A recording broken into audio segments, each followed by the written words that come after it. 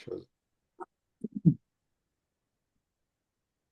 Мы остановились на стихах с 17 по 24. Մենք կանգ առանք 17-ից 24 համարների վրա, երկրորդ գլխի։ Так, сейчас я открою себя. Так. И с 17 по 20 стихи мы видим притязание иудеев, как они смотрели на себя. Մենք մինչև 20 համարը 17-ից տեսնում ենք, թե ինչպես էին հрьяաները նայում իրենց։ Поэтому Павел дает возможность нам увидеть, как они себя оценивали и думали о себе. Դրա համար Պողոսը մեզ տալիս է հնարավորություն տեսնենք, թե ինչպես էին նրանք իրենց գնահատում եւ ինչ տեսակետի էին իրենց մասին։ Поэтому ты уже имеешь привилегию, потому что я иудей. Այսինքն ասում էին, որ նրանք արդեն ունեն առավելություն իրենց հрья լինելու համար։ Есть закон, есть Бог. Կա օրենք, կա Աստված, Мы можем знать Его волю и учиться брать лучшее из закона. մենք գիտենք Աստծո օրենքը, մենք կարող ենք այնտեղից լավագույնը վերցնել И по отношению к остальным людям ты путеводитель слепых. եւ այստեղ Պողոս Արաքյալը ասում է դու քույրերի առաջնորդ ես մնացածի համեմատ Ты вот этот свет во тьме. դու հենց այդ խավարի մեջ եղող լույսն ես Ты учитель, который наставляет невежд. դու անմիտների խրատողն ես И поэтому это младенцы, которые только азбуку учат, а ты знаешь почти все. դու մանուկների ուսուցիչ ես նրանք այդ մանուկները այսինքն սովորում են այբենարանը իսկ դու արդեն համարյա ամեն ինչ գիտես Но с 21 по 23 мы видим обвинение. բայց 21-ից արդեն մենք տեսնում ենք մեղադրանքները Как же ты, уча другого, не учишь себя самого? իսկ դու որ ուրիշին սովորեցնում ես ինքդ քեզ չես սովորեցնում И здесь мы видим вот эту религиозную непоследовательность иудеев. մենք այստեղ տեսնում ենք այս կրոնական անհետևողականությունը հрьяաների մասով Проповедуя не красть, крадешь. Քարոզում ես չգողանալ, բայց գողանում ես Говоря не прелюбодействуй, прелюбодействуешь. ասում ես շնություն չգործել, բայց շնություն ես անում И третья фраза, как она у вас переведена? You abhor the idols И потом что делаешь? потом святотатство, да, правильно? Да, ну так перевели в синодальном, но это непонятно. А в вашем переводе что это Нет, означает? я перевел наш. Որ բառը Սրբապղծություն, սրբապղծություն։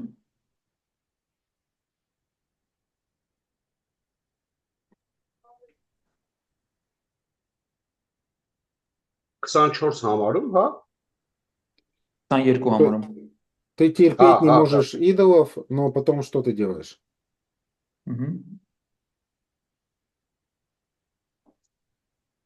Ну, я уже сказал вам.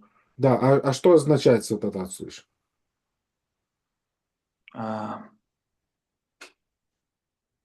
Я объясню. Я моему преподавателю семинарии, мы в Киеве есть краеведческий музей, и там есть старые идолы. Какой музей? Краеведческий. Ну, музей края. Края. Մենք Կիևի ծայրամասերում ունենք թանգարան, ես իմ դասախոսի հետ էի И там эти идолы, они просто такие из камня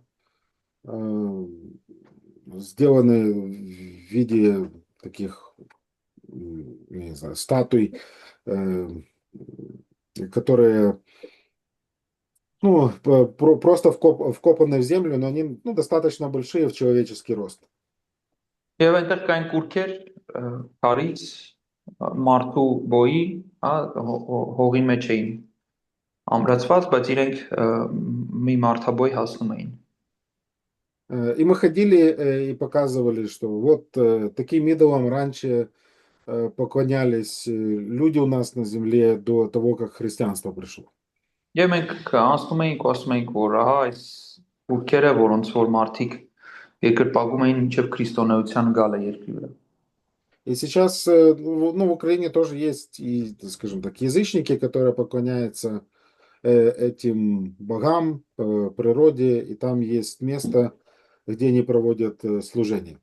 Եվ հիմա էլ կան ուկրաինական մարդիկ, ովքեր որ երկրպագում են այդ կուրքերին ու անգամ ծառայություններ են անցկացվում։ Я как-то с одним представителем беседовал, и он мне сказал, что ну, все проблемы, которые мы имеем в Украине, это потому, что мы исповедуем веру в другого бога, а не в тех богов, которые на нашей земле должны быть. Ես մի անգամ մեկի հետ զրուցում էի ու նա ինձ ասաց, որ մեր ճարիքների աղբյուրը այն է, որ մենք ուրիշ աստծո ենք երկրպագում, ոչ նրանց, ովքեր որ մեր երկրում պետք է լինեին։ Поэтому решение проблемы очень простое, нужно назад вернуться к истинной вере.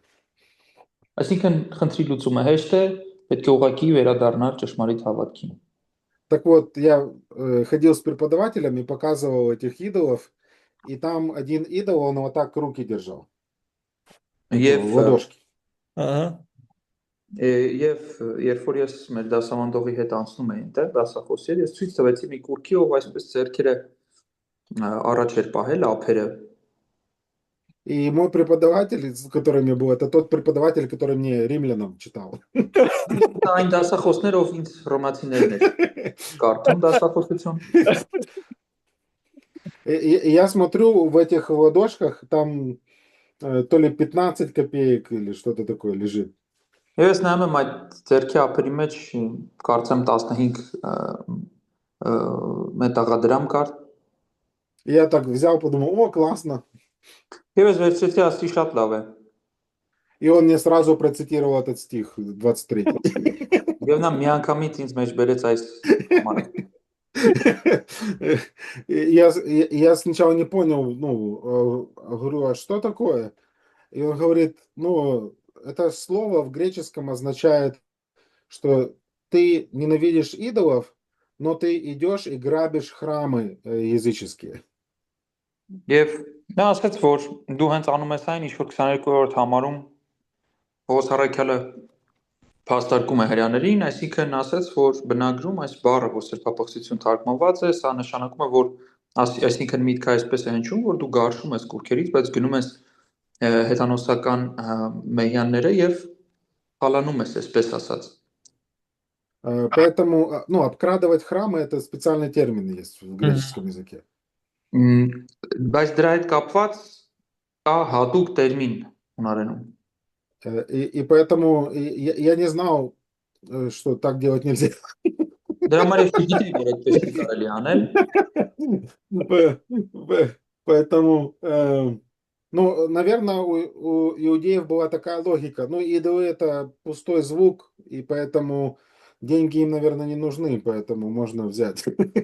Երևի հրյաները այսպես էին մտածել, որ դատարկ բան է կուրքը, դրա համար էլ իրենց այդ գումարները պետք են, դրա համար կարելի է վերցնել։ Но Павел как раз показывает непоследовательность такой логики. Դրա համար էլ Պողոսը ցույց է տալիս հենց այսպիսի բանականության անհետևողական լինելը։ Поэтому я сразу покаялся, положил денежку обратно.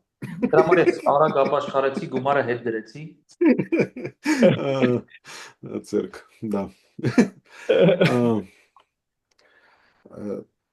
И в 24 стихе мы видим вердикт. Եվ մենք 24-րդ համարում տեսնում ենք դատավճիռը։ Ради вас, как написано, имя Божие хулится или ругается у язычников. Եվ ասվում է, որովհետև Աստծո անունը ձեր պատճառով հայոյվում է հեթանոսների մեջ։ И сегодня, я думаю, если мы посмотрим на религиозных людей, ну, ничего не поменялось. Եվ եթե մենք այսօր նայենք կրոնական մարդկանց, ըստ էության ոչինչ չի փոխվել։ Когда мы свидетельствуем о Христе, часто люди ссылаются на традиционную религию, традиционные христианские церкви, и говорят, а что вы посмотрите ну, на себя, что ваши ну, священники делают. Երբ որ մենք շատ հաճախ ավետարան ենք կարոզում, կրոնավոր մարդիկ ասում են նայեք ձեր ավանդական եկեղեցին, ձեր քահանաները, քահանայությունը ինչ են իրենք անում։ Поэтому, по сути, Павел говорит, что ну, ваша жизнь отталкивает людей от Бога. Համար Պողոս առաքյալը ասում է ձեր կյանքը, ձեր ապրելակերպը մարդկանց վանում է Աստծուց։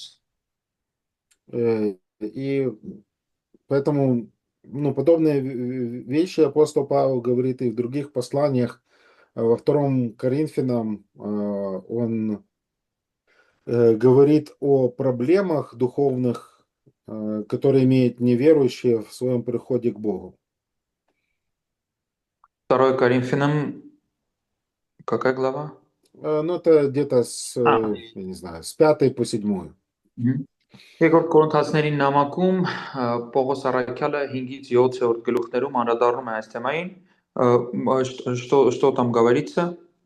Ну, что сатана закрыл очи Եվ людям. այնտեղ ասում է, որ սատանան փակել է այդ մարդկանց աչքերը։ И Павел также говорит о том, что Евангелие, оно способно пробиться через эти препятствия.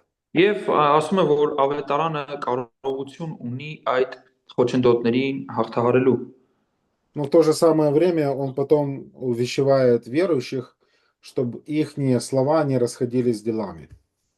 Եվ նա հետո քաջալերում է հավատացյալներին, որպեսզի նրանց խոսքերը իրենց գործողություններից չտարբերվեն։ И поэтому это определенно проблема, когда верующие наблюдают нашу жизнь и видят непоследовательность. Неверующие. Да, ну да.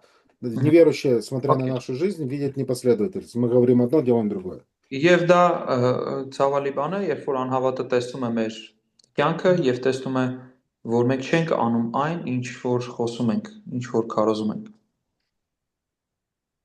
Я помню первые дни в школе, когда я покаялся и пришел в класс, то еще не все знали, что я верующий. Հեշտում եմ սկզբից, երբ որ ես դպրոցում ապաշխարել էի, գնացի դասարան ու ոչ բոլորը գիտեին, որ ես հավատացյալ էի։ И нас назначили дежурить в школе, 4 ребят, мы дружили вместе. Ու մեզ 4 ընկերներիս դրել էին որպեսզի հերթապահեինք դպրոցում։ И в столовой после уроков, там столовая была пустая, и я увидел контейнер с молоком. Եվ հետո ճաշանում էինք դասերից հետո ես Անդե Արզենի կա։ չլսեցի ողնան ախպեր։ Չէ, ես այ ջան, բան չեմ ասում, իմ ախպեր։ Ու ես այնտեղ տեսա մի տարա կաթովլի։ И я сказал ребятам, ребята, послушайте, мы можем взять, украсть это молоко и пойти с молоком домой. Եվ ես ասի, նայեք, մենք կարող ենք այս տարան վերցնել, գողանալ կաթովլի եւ գնալ տուն։ И потом Дух Святой через мою совесть сказал, минуточку, значит, ты же уже покаялся. Եվ հետո Սուրբ Հոգին ինձ տանկի միջոցով ասեց՝ մի րոպե, չէ՞ որ դու ապաշխարել ես։ А я уже план рассказал, как нужно это сделать.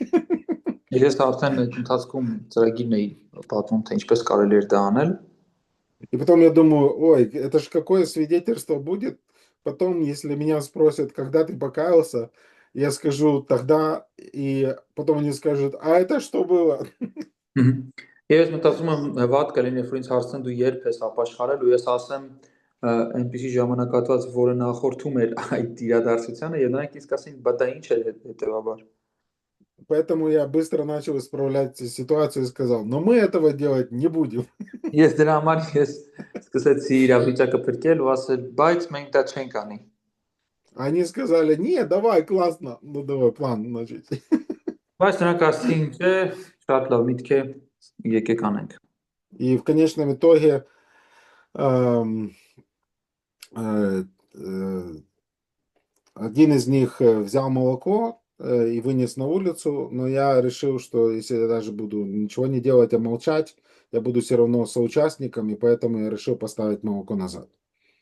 Եվ մեկ ուզում էր վերցնել տանել, հա, դուրս հանել ու ես մտածեցի, եթե անգամ ես ձայնել չհանեմ, ոչինչ չձեռնարկեմ, ես միևնույն է կլինեմ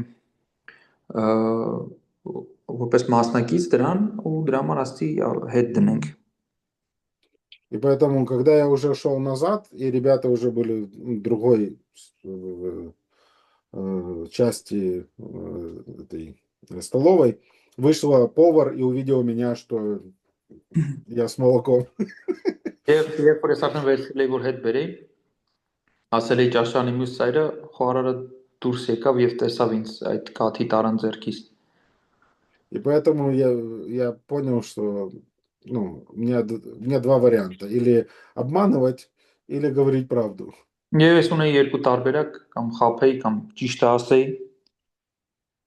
И мои друзья знаками показали, ну, типа, типа, сделай шутку какую-то там или еще что-нибудь.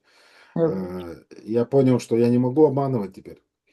Եվ ընկերներս հասկացրեցին, որ ինչ որ կատակ արա թող անցնի պահը, ես հասկացա, որ չեմ կարողանում խաբել։ И надо говорить правду, поэтому я сказал на ее вопрос, что ты делаешь, я сказал, мы хотели украсть, но меня замучила совесть, и поэтому я иду назад ставить пакет молока.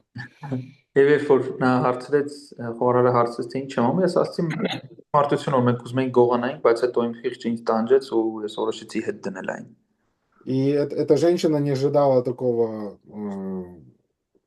поворота, она была шокирована, и мои друзья показывали, что я уже сошел с ума. Եվ այս ինը շոկի մեջ էր, չէր հասկանում ինչ է տեղի ունենում, ու իմ ընկերները ժեստերով ցույց էին տալիս, որ ես գժվել եմ։ Но потом она сказала мне спасибо. Հետո նա ինձ ասաց շնորհակալություն и сказала, что хорошо, что я сказал правду, и просто идите домой. Նա ասաց, որ լավ է, որ ես ճշմարտությունը ասացի ու ասաց, ուղղակի գնացեք տուն։ И когда мы вышли на улицу, мои друзья сказали, ты что, с ума сошел? Значит, так себя вести. Եվ հետո երբ որ դուրս եկանք փողոց, ընկերներս ասացին, դու խելքդ գցել ես, ինչի համար այդպես քեզ պահեցիր։ Я сказал, нет, но видишь, это как бы не было без последствий. Ну, если бы мы обманывали, были бы проблемы. Ու ես ասացի, տեսեք, չէ որ դա անհետևանք չմնաց, եթե մենք կապեինք, խնդիրներ կլինեին։ Ну, я все это говорю к тому, что наша жизнь и свидетельство должно быть последовательным. То, что мы говорим, мы должны так жить. Ինչ եմ ուզում ասել, որ մեր խոսքերն ու գործերը պետք է համապատասխան լինեն իրար հետ։ Ինչ որ մենք ասում ենք, մենք պետք է այդպես ապրենք։ Понятно, мы все согрешаем время от времени, но если мы грешим, мы должны признавать это. Հասկանալի է, որ մենք ժամանակ առ ժամանակ մեղանչում ենք, բայց երբ որ մենք մեղք ենք գործում, մենք պետք է դա ընդունենք։ Наша жизнь не должна отталкивать людей в приходе к Богу. Մեր կյանքը, մեր ապրելակերպը չպետք է մարդկանց վանի Աստծուն գալու համար։ С 25 стиха по 29 мы видим, апостол Павел говорит про истинное иудейство и обрезание.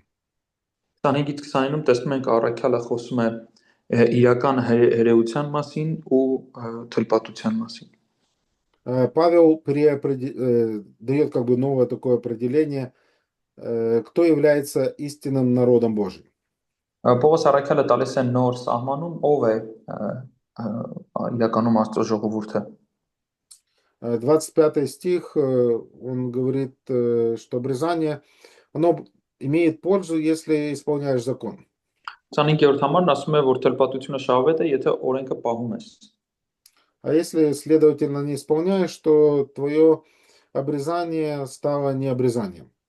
Իսկ եթե օրենքի դեմ հանցավոր ես, ասում է քո թլպատությունն անթլպատություն եղավ։ А 26-27 стихи мы видим осуждение от необрезанных.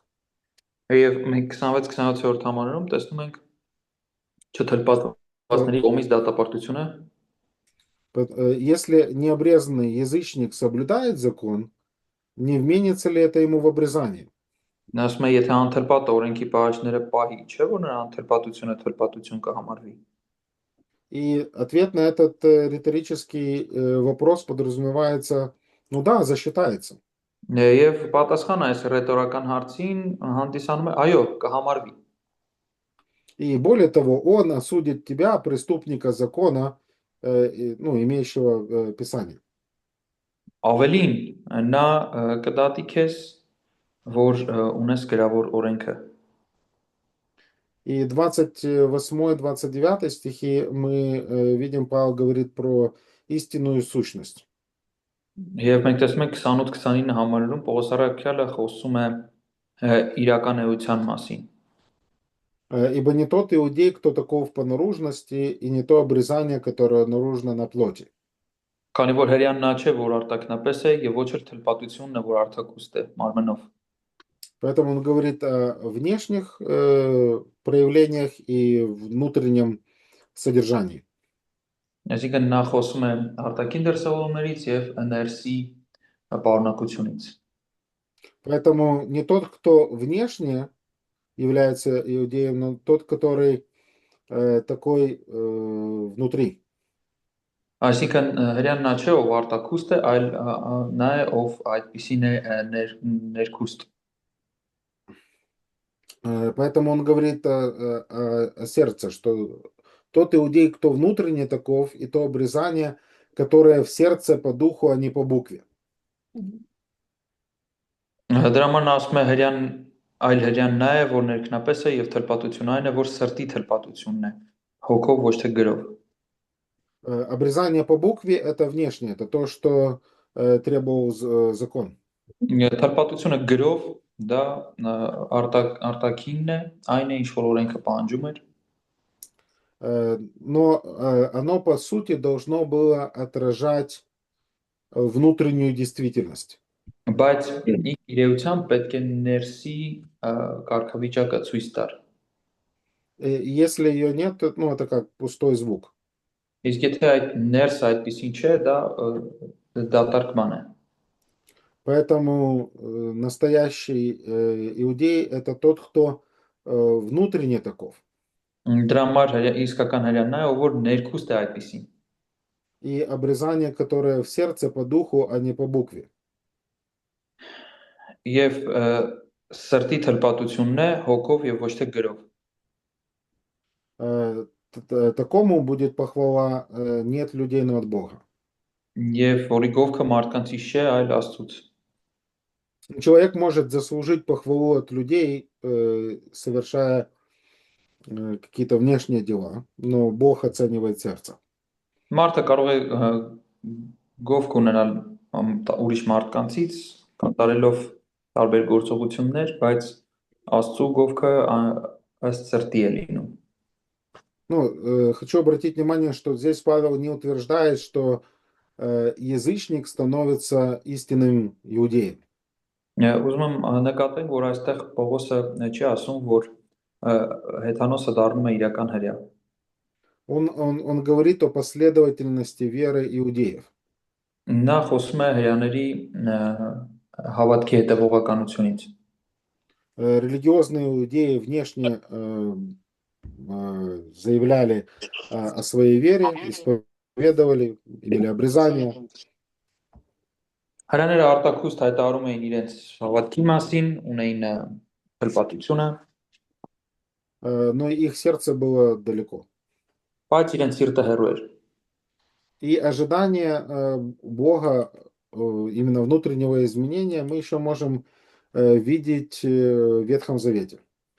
Եվ Աստծո սպասում այդ ներքին փոփոխության վերաբերյալ մենք կարող ենք անգամ 5 կտականից տեսնել։ На позапрошлой неделе мы разбирали Второзаконие, я забыл, 30, какую главу мы разбирали, 31 чи 32, где Бог ожидает изменения сердца. Նախ անցած մենք երկրորդ օրինացից չեմ հիշում կոնկրետ гլուխը 31 թե 32 Еще один отрывок, Иеремия, 4 глава, 4 стих. Երբ որ ուսումնասիրում էինք, խոսեցինք այն բանասը, որ Աստված ուզում է սրտի փոփոխություն։ Եվ մեկ այլ հատված է Երեմիա 4 գլուխ 4 համարը։ Прочитайте. Թլպատվեցեք Տիրոջ համար եւ ձեր սրտի անթլպատությունը հեռացրեք, ով Հուդայի մարդիկ ու Երուսաղեմի բնակիչներ։ Չլինի թե ձեր արարքների չարության հետևանքով կրակի պես պորտկա իմ բարկությունն ու այնպես այրի, որ ոչ ոք չկարողանա հանգցնել։ Поэтому мы видим, что в дни Иеремии пророк делает то же, что и Павел в Римлянам 2 главе. Համար տեսնում ենք, որ Երեմիայի օրերում արվում է մի բան, որ Պողոս Արաքյալը անում է այն օրերում, երբ գրում է Հռոմեացիների թուղթը երկրորդ գլխում։ Пророк обличает ложную религиозность и показывает проблему сердец. Նա հանդիմանում է կրոնավորության այդ արտաքինից միայն լինելը առանց ներքին էության եւ քաջալերում է ճշմարիտ թլպատությունը։ И также известный отрывок из пророка Иеремии, 9 глава. Նաեւ հայտնի հատված է Երեմիայի 9-րդ գլխից Прочитайте с 23 по 26 стих. 23-ը Да.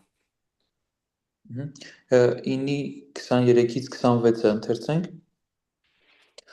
Այսպես է ասում Տերը, թող իմաստունն իր իմաստությամբ չպարծենա եւ ուժեղն իր ուժով չպարծենա։ Թող հարուստն իր հարստությամբ չպարծենա, այլով պարծենում է, թող այս բանում պարծենա, թե հասկանում է եւ ճանաչում է ինձ, որ ես եմ Տերը, որ երկրի վրա ողորմություն, իրավունք ու արդարություն եմ անում։ Այս բաներն են հաճելի ինձ, ասում է Տերը։ Ահա օրեր են գալու, ասում է Տերը, երբ պատժելու եմ բոլոր թլպատվածներին թլպատների հետ։ Եգիպտոսին, Հուդային, Եդովմին, Ամոնի որդիներին ու Մովաբին եւ բոլոր ամենահեռավոր ցակերում եղողներին, որոնք բնակվում են անապատում, որովհետեւ այս բոլոր ազգերը անթլպատ են, իսկ ամբողջ Իսրայելի տունը անթլպատ է սրտով։ Поэтому в контексте Бог в 9 главе спрашивает, есть ли вообще какой-то мудрец, который бы, до которого бы дошло, который бы понял, почему на эту землю пришла беда, пришел плен. Եվ այստեղ Աստված հարցնում է, կա ձեր մեջ ինչ որ իմաստուն մեկը, որ կարող է հասկանալ, թե հողի վրա այս ամենը ինչի եղավ գերությունը։ И с 23 стиха мы видим, Господь через пророка говорит о вещах, на которые люди возлагали свое упование. Եվ 23-րդ համարից սկսած տեսնում ենք, որ խոսում է այն բաների մասին, որոնց վրա մարդիկ դրել են իրենց հույսը։ Поэтому некоторые полагались на свою мудрость, разум. Որոշները իրենց իմաստության, իրենց բանականության վրա են իրենց հույսը դրել։ Некоторые полагались на свою силу, я все могу порешать. Որոշները իրենց ուժի վրա էին դրել իրենց հույսը, ես ամեն ինչ կարող եմ անել ասելով։ Другие могут решить все вопросы деньгами. Մյուսները կարող են բոլոր հարցերը գումարով լուծել։ Но это ничего не поможет. Единственное, что может дать вам надежду на спасение, это знать Господа и хвалиться только им. Բայց այդ ասվում է, որ այդ ամենը չի փրկի, այլ միայն կփրկի Տիրոջ ճանաչումը եւ Տիրոջով պարծենալը։ И в конце 26 мы видим перечисление языческих народов, необрезанных внешне. Եվ մենք տեսնում ենք 26-րդ համարում թվարկում է չթլպատված արտաքուստ չթլպատված հեթանոս ազգերին, Да, они достойны суда, и Бог посетит их. այո, նրանք արժանի են դատաստանի եւ Աստված կայցելի իրենց դատաստանով, Но проблема в том, что весь Израиль с необрезанным сердцем. բայց խնդիրը այն է, որ ամբողջ Իսրայելը անթլպած սրտով է։ Поэтому они недалеко убежали от этих язычников. Դրա համար նրանք շատ հեռու չէին կարողանում փախչել այդ հեթանոսներից։ Поэтому, возвращаясь ко второй главе, цель вот этих слов Павла — это показать непоследовательность веры иудеев. Դրա համար, եթե վերադառնանք մեր երկրորդ գլխին, Պողոս Արաքյալի նպատակը հрьяաների անհետևողականությունը ցույց տալն էր։ Внешнее соблюдение не является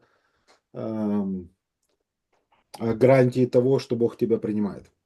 Արտաքուստ այդ կատարումը չի ներկայացնում այն ապահովությունը, հա, որ Աստված քեզ կընդունի։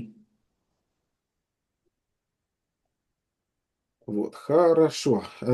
Теперь, так, что у нас теперь? 3 глава. Есть вопросы какие-то? Անցնենք երրորդ գլխին հիմա, կան ինչ-որ հարցեր։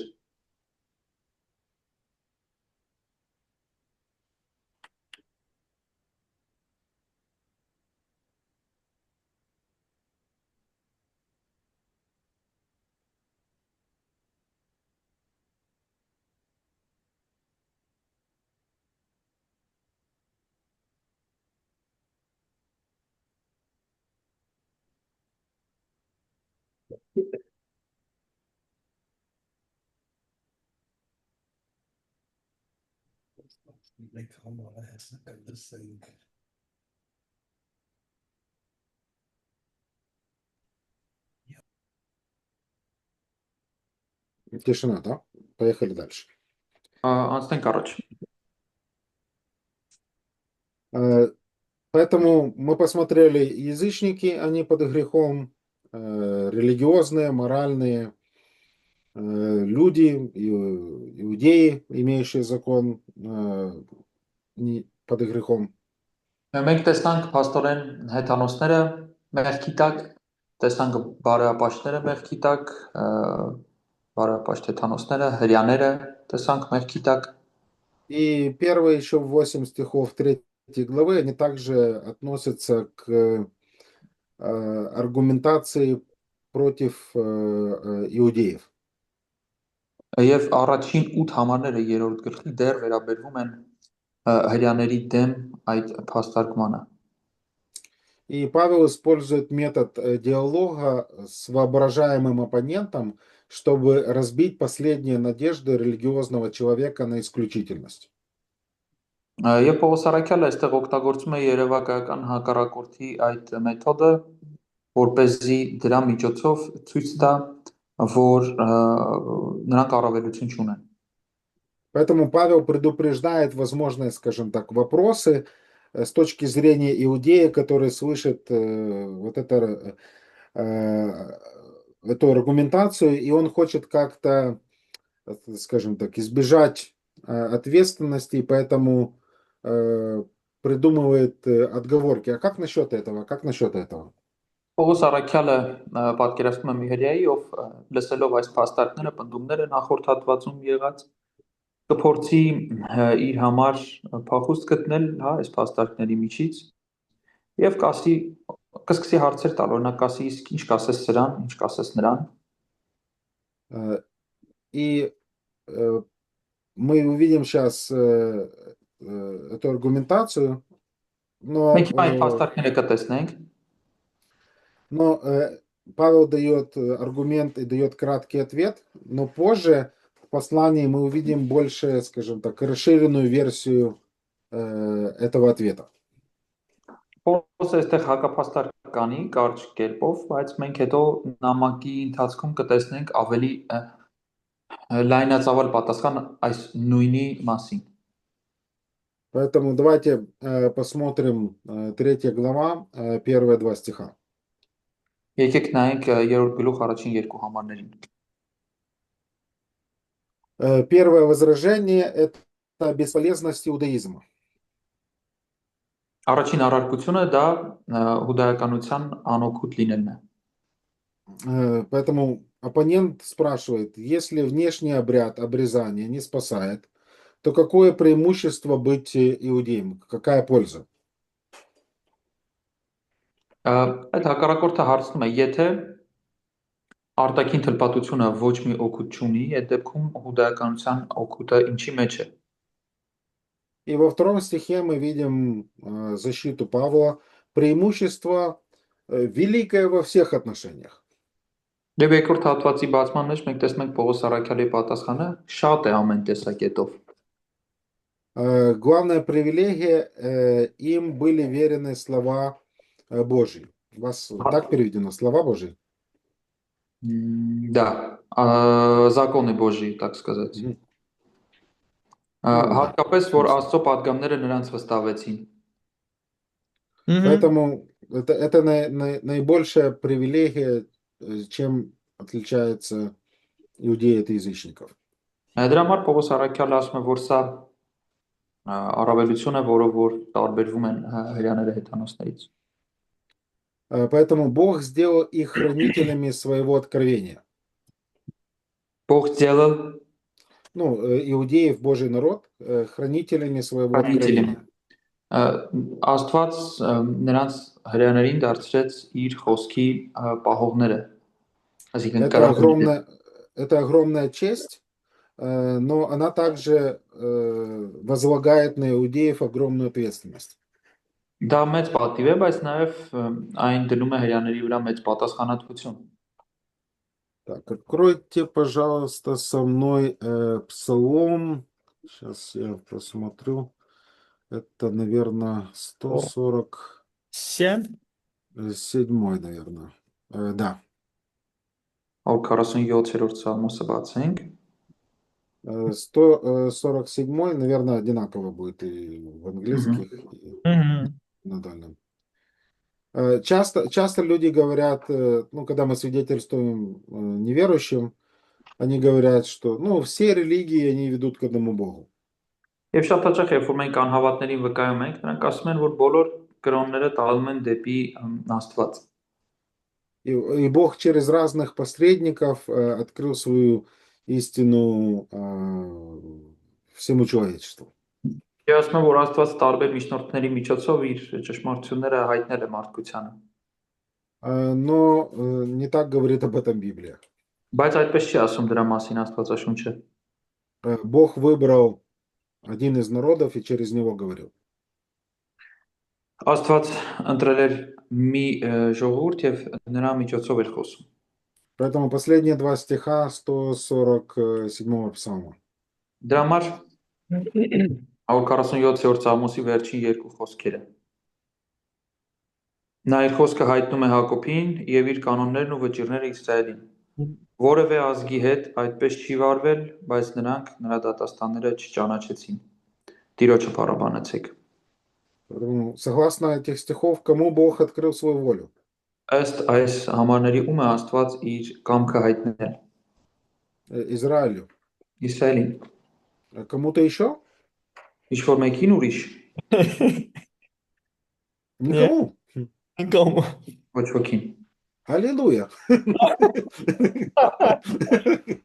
Ну, там так написано. Այդպես է գրված։ Ну, слава Богу, что так. Արկածում այդպես է։ Ну, Иисус претендует на эксклюзивность.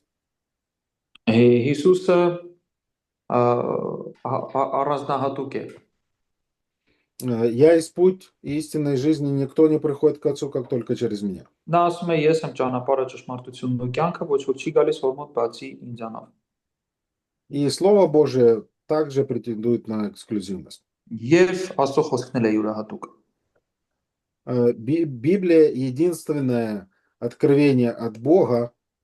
Точка. Աստվածաշունչը միակ Աստծո հայտնությունն է եւ վերջակետ։ И эту привилегию получили иудеи. Եվ այդ առավելությունը ստացել էին հрյաները։ Второе возражение. Երկրորդ առարկությունը 3-4 стих. երրորդ եւ չորրորդ համարները։ У нас есть следующий аргумент относительно неверности Бога. Մենք ունենք այսպիսի փաստարկ Աստծո անհավատարմության մասին։ И ведь что же, если некоторые неверны были, неверность их уничтожит ли верность Божию? Եվ այստեղ ասվում է, հետո ինչ եթե ոմանք չհավատացին, միթե նրանց անհավատությունը կարող է Աստծո հավատարմությունը ապարդյուն դարձնել։ И по сути ответ более широкий на этот вопрос — это 9, 10, 11 главы. Եվ այս հարցի պատասխանը շատ ավելի лайн է, դա 9, 10 եւ 11-րդ գլուխներում ենք տեսնում, Потому что, Павел, если Бог так спасает, и такая великая Его благодать, и ничто нас не может разделить от Божьей любви, որտեղ Պողոս, եթե Աստծո շնորհքը այդքան մեծ է եւ նրա սիրուց մեզ ոչինչ չի կարող բաժանել, то что произошло с Израилем? ինչ տեղի ունեցավ Իսրայելի հետ, Потому что Израиль был неверен. որտեղ Իսրայելը անհավատարիմ էր։ Означает, что Бог перестал быть верным по отношению к Израилю, по отношению к своим обещаниям. Դա արդյոք նշանակում է, որ Աստված անհավատարիմ էր Իսրայելի հանդեպ, իր խոստումներին անհավատարիմ էր։ Но в 4 стихе 3 главы Павел кратко отвечает очень важным и ключевым словом в этом послании «никак». Եվ 4-րդ համարի սկզբում Պողոս առաքյալը կարճ ու շատ կարևոր արտահայտությամբ, որ այս նամակի համար շատ կարևոր է, Это самое крайнее возможное отрицание в греческом языке. Սա ունարեն լեզվում հնարավոր ամենախիստ շղթումն է։ Поэтому неверие человека не отменяет верность Бога. Այսինքն մարդու անհավատարմությունը չի կարող Աստծո հավատարմությունը չեղարկել։ Павел говорит, Бог верен, а всякий человек лжив. Պողոսն ասում է, որ Աստված հավատարիմ է, իսկ բոլոր մարդիկ ստախոս են։ И цитата из Псалма 56, наверное, 51, может быть, 8 или 7, подтверждает, что Бог всегда прав в своих приговорах и побеждает в суде. Եվ это из какого псалма? 50? Ну, наверное, у вас отличается. Наверное, 51. 51. Да. Сейчас посмотрим. Может быть, цифра тоже там другая. Եվ այստեղ ունենք մեջբերում Սաղմոսներից, հիմա կասենք գլուխը։ Ну, если у вас Библия с параллельными местами, можно посмотреть, чтобы знать точно. Ո՞ր զուգահեռ տեղով նայել։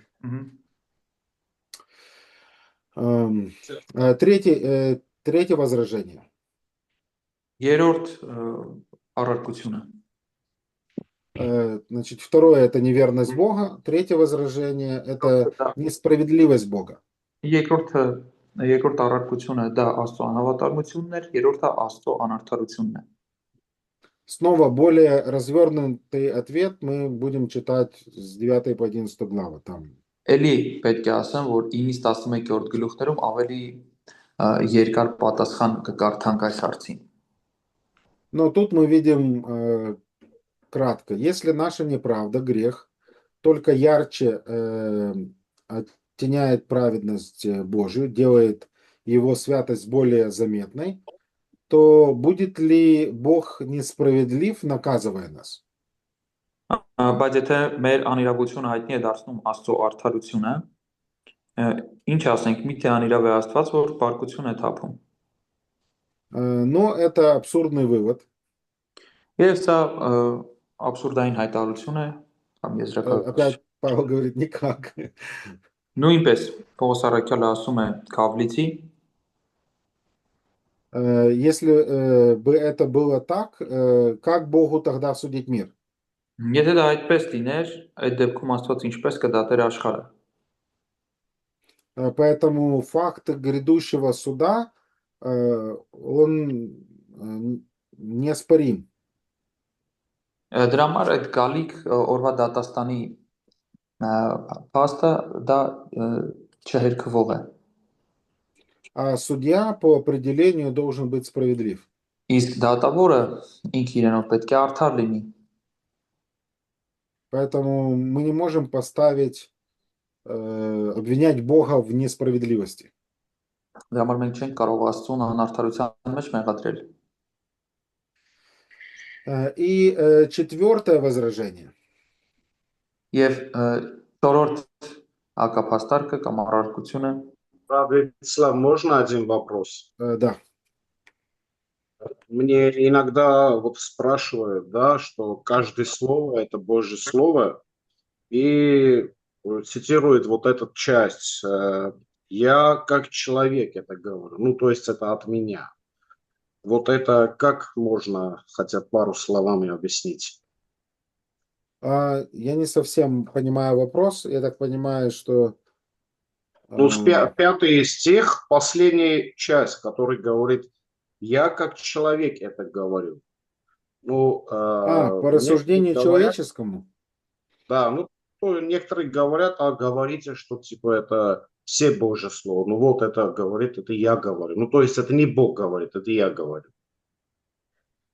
Ну, такой аргумент больше, я думаю, подходит и часто используют 1 Коринфянам 7 главу. Потому что там Павел говорит, впрочем, не я говорю, а Господь.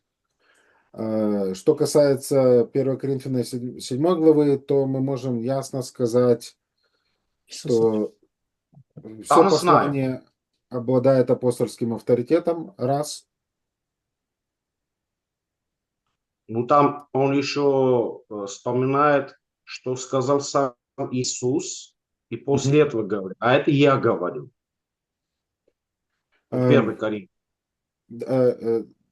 Ну да, и второе, что когда апостол Павел говорит, впрочем, же не Господь говорит, а я говорю, апостол Павел, по сути, говорит, что Христос во время своего земного служения не отвечал конкретно на эти вопросы. И поэтому я, как его апостол, говорю. Но то, что апостол говорит, это то, он представляет Христа, это то, что Господь говорит через него. И поэтому в 14 главе 1 Коринфянам Павел говорит, что если кто-то думает, что он духовный, то пусть понимает, что то, что я пишу, это заповеди Господни. Поэтому это не мнение апостола Павла в 7 главе, когда он говорит, впрочем, я говорю, так, он пишет, это, он так верит, но это то, что Господь говорит также. Я просто коротко сказал, брат Вячеслав, там понимаю, а тут Да, не ну понимаю. сейчас, я хотел просто двух зайцев Да. сразу. Потому что... Тут не понимаю, для чего Да, говорить. да. Ну, тут вопрос более сложнее, чем этот. В данном случае апостол Павел просто говорит, что ну, то, что я говорю, это для человеческой логики как дважды два 4. Ну, это ну, скажем так, и так всем понятно по рассуждению человеческому. Это не то, что он требует какой-то, я не знаю, высшей математики или еще что-то. Это не... каждое слово, которое написано в Библии, оно является богодухновенным. Даже ложь сатаны, записанная верно. Так, я бы ответил. Не знаю, помогает. Не, я понял. А что, мне перевести, да? Я не знаю. Ես Исай, տեղ եմ, да, и այս много наговорили. ես ուղղակի այս ամբողջ զրույցը հիմա թարգմանեմ։ Это брат, пускай скажет, брат Вячеслав. Я не понял. Ну, перевести. Իսկ թվում է, հա, կարևոր է մյուս լեզուները Говорит это... կարա հարց առաջանա, իրանք էլ թող իմանան։ Ну, Исаия спрашивает, Ուղղակի перевести. պաուզաներով всё չէ нормально. դրա համար է Да, հասկանում։ извини, Исайя, я просто... Անելու համար մի քիչ պաուզաներ էր պետք։ Լավ, կասեմ։ Да, я просто говорил, и я подумал, ты, наверное, подумал, что все понимают, и поэтому не переводил. Я так говорил. Ну, я думаю, наверное, оставим... Сейчас я суммирую. Окей, да, Нет, спасибо. дайте мне минуты. Для Хурсофа, да, пожалуйста.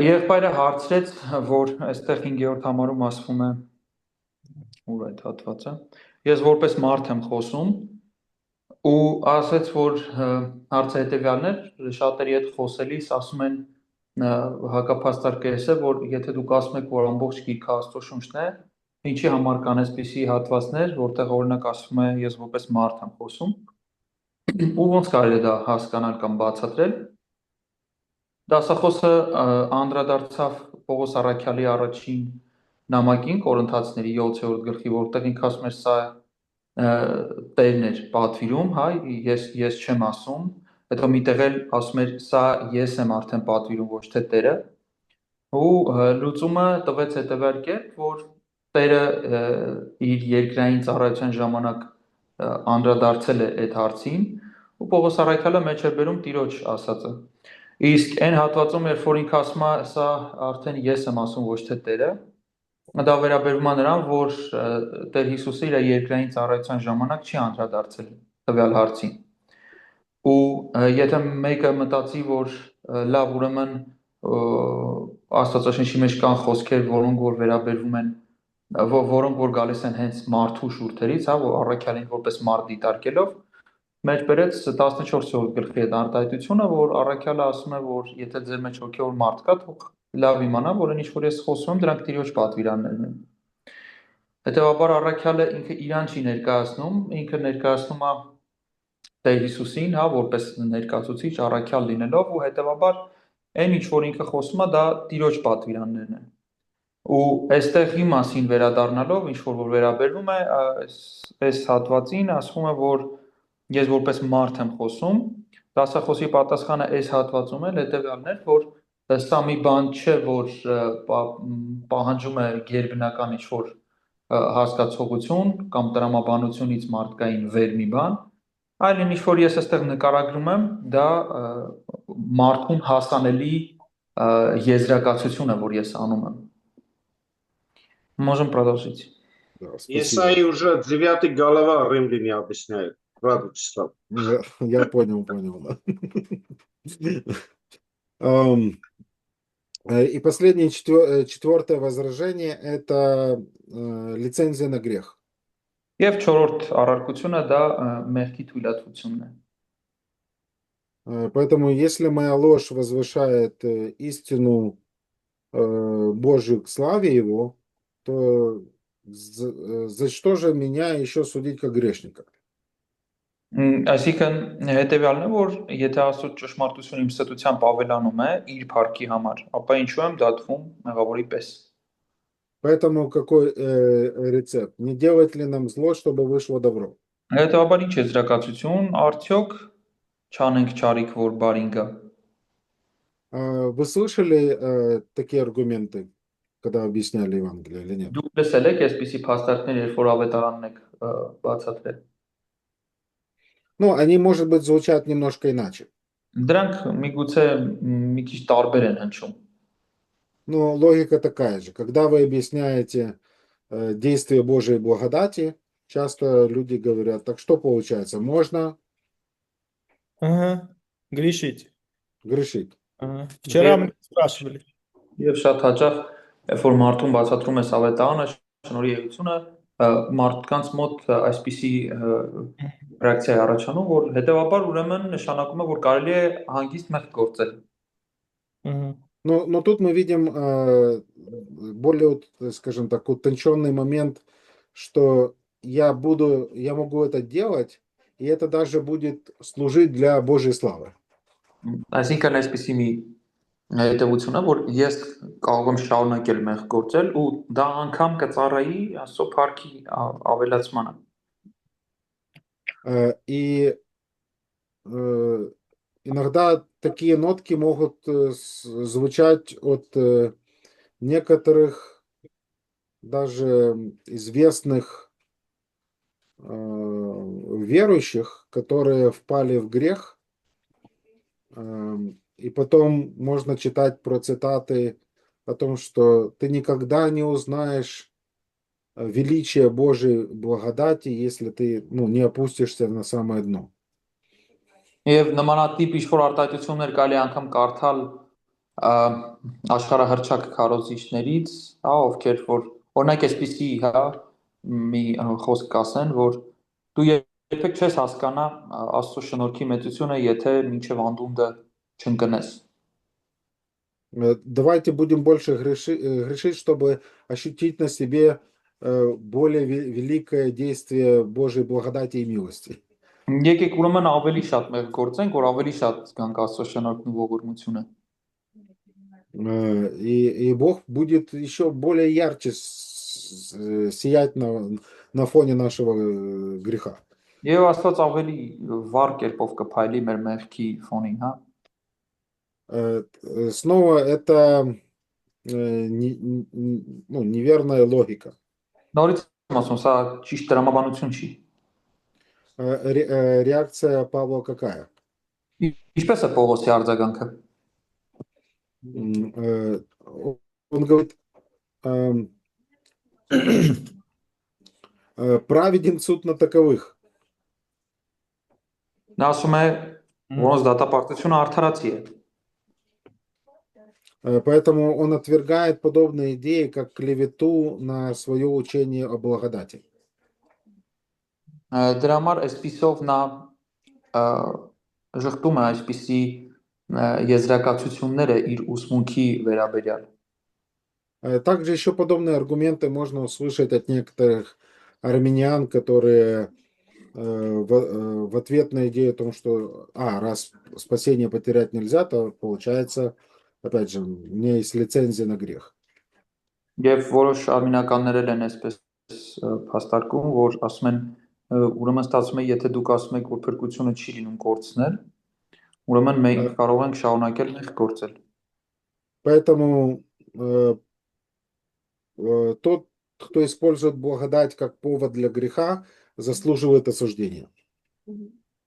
Եվ այստեղ ասում է, որ նրանք, ովքեր օգտագործում են շնորհքը մեղ գործելու պատրվակով, արժանի են դատաստանի։ Итак, мы практически пришли к финишной прямой. Проверочный вопрос. Может ли человек, который не слышал Евангелия, оправдаться перед Богом, если он жил по совести? Եվ մենք մոտենում ենք արդեն մեր հատվածի վերջնագծին եւ այսպես ստուգելու համար հարց տան վերջում կարող է մարդը փրկության հույս ունենալ լսած չլինելով ավետարանի մասին, բայց ապրած լինելով իր խղճի համեմատ։ Нет. Согласен, нет. Համաձայն։ Достаточно ли общего откровения для спасения? Հերիք է ընդհանուր հայտնությունը փրկության համար։ Тоже нет. Нет. А как будет нет на вашем языке? Ոչ։ Watch. Не айо, а watch. Так. И, следовательно, эти предварительные выводы, по сути, находят свое отражение в выводе, который делает апостол Павел.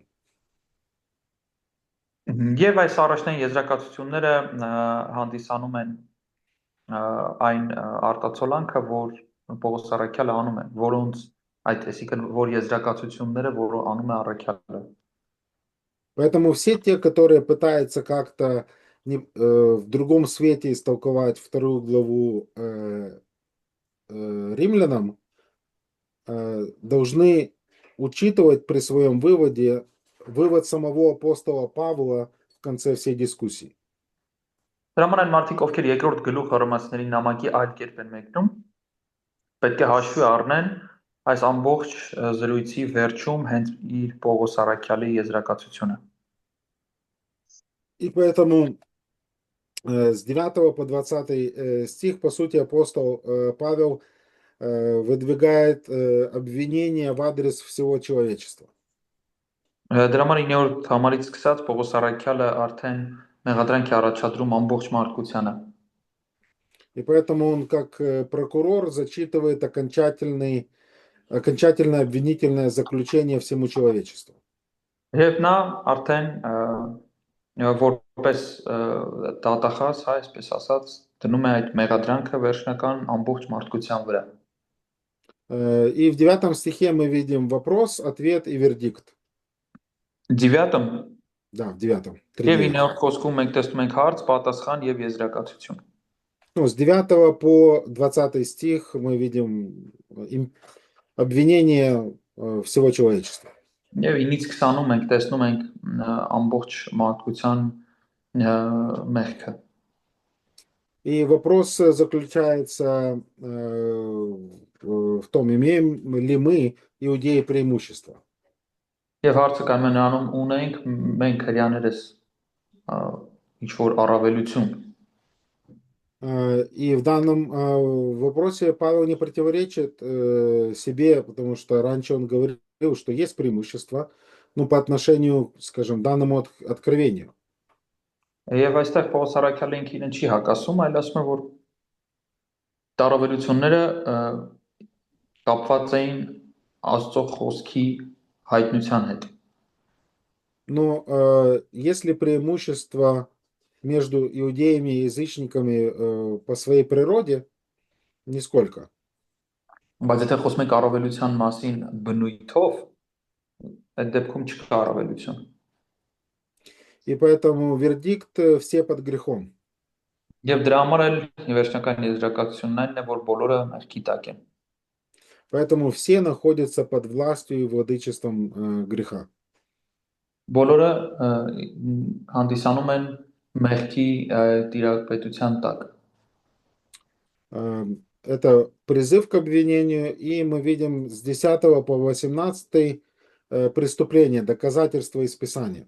Սա կոչն է այդ մեղադրանքի եւ մենք 10-րդ համարից սկսած տեսնում ենք սուբ գրքից ապացույցները այս պնդման։ Поэтому, по сути, этот отрывок – это вывод не только с первой главы 18 по 3:8.